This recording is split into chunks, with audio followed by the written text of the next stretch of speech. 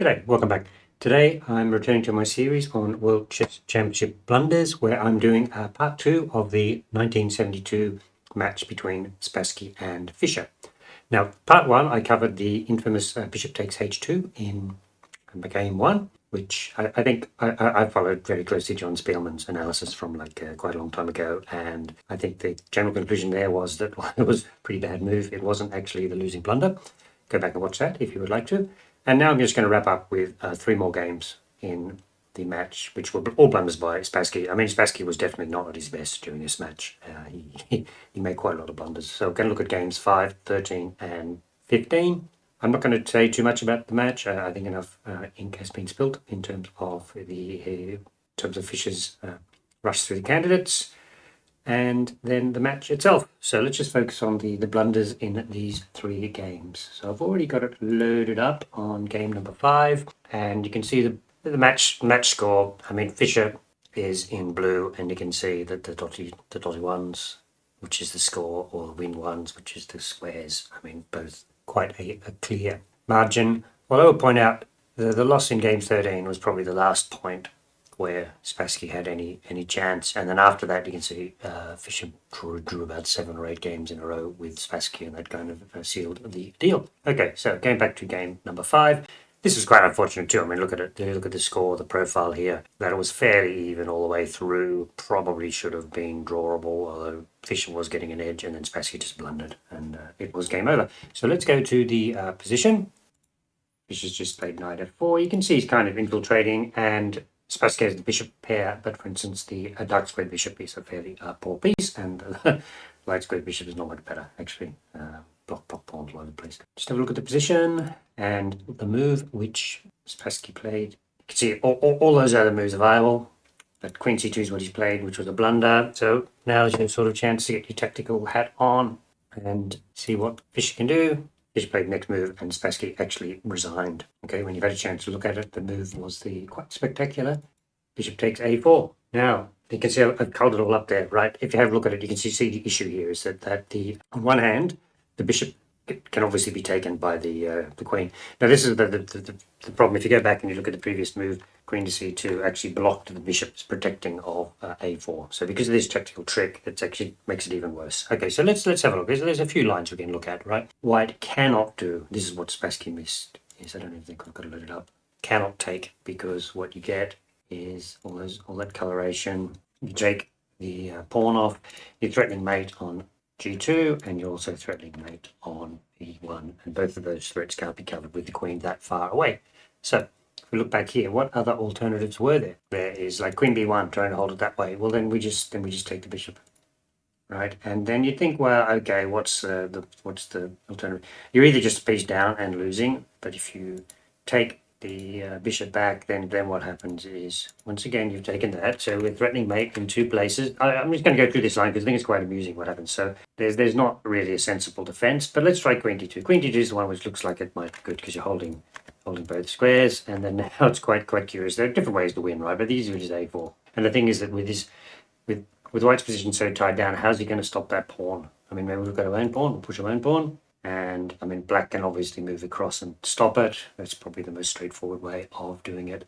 And then the computer actually suggests this. Take it, king f1, knight anywhere, pretty much. So let's try and get there.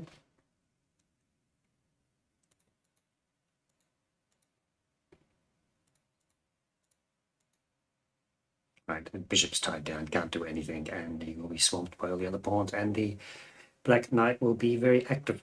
So that was game number 5. Now I'm going to quickly look at game 13. Let me bring up the chart, 1 second. Okay, you can see the chart there. This is quite an infamous game, I guess. It should have been drawn, and it went through adjournments and whatever, and the Russian analysts thought it was a draw, and then in the end, Spassky made a couple of inaccuracies and lost. So let's have a look at the key position, or one of the key positions. This is probably where Spassky finally lost it. This is quite complicated. The thing is that the drawing line is supposed to be, for instance, rook c3 check, and we'll just go through, you know, maybe it's this whole point of holding on the 3rd rank like that. If black pushes the pawn, then we take with check, and then now our bishop's opened up, and we can kind of block everything we need to, and you actually end up with this funny drawn position in the end, right? So that black's counterplay is sufficient. But what happens with rook d1 check, which is the line played in the game? So let's continue with the game. Now the difference is gains a tempo, and now the pawn on f3 becomes a much bigger threat, and black can even just whip off the g pawn, and this is winning. I think one of the parents was given that, and you just grab it, and the white can do a check, kind of promote the pawn. I'm going to be left with 2 pawns, and then you sacrifice this one and promote the other one. So that was a bit unfortunate because I think Spassky had been prepped by his seconds, but didn't follow through in the actual game. And then now we're just going to look quickly at game number 15. Now, having a look at the profile here, you can see that Spassky blundered and should have lost, and then Fischer returned the compliment. And basically, this was a draw, and it was kind of that period. I think Fischer was happy just to get draws and sort of get closer to the winning line that way. But the bad move here is King c1. Have a quick look at it, see what's wrong with it. And basically, the problem with this move is that black is now going to break through an A file with the rook already covering the D file, and it's very bad for the white king. The check doesn't do much. And actually, this is where Fischer kind of went awry, and that's why he didn't win. He should just grab the pawn with the knight, and obviously breaking through on the A file with the queen. But he went there, knight d3 check instead, take. It still looks pretty threatening, but at least we are holding that pawn now. And take the rook backs off, and now kind of holding that pawn with the rook as well. And basically, white is still losing, but got some chances of holding out. I'll just go to the end where basically Fischer decided, well, it's a bit complicated. He'll just do a perpetual check effectively and draw out. But he should have been winning. If we go back to that line where here, should have just grabbed, don't think got loaded up, just grab that, add variation, take it off, take it back. It doesn't look very nice for checks on a1, does it? So the queen backs and queen a3 check, king b1, get the bishop into play. Computer scene wins for black. So that was poor, and basically Spassky should have just sat in the corner, king a1, much safer.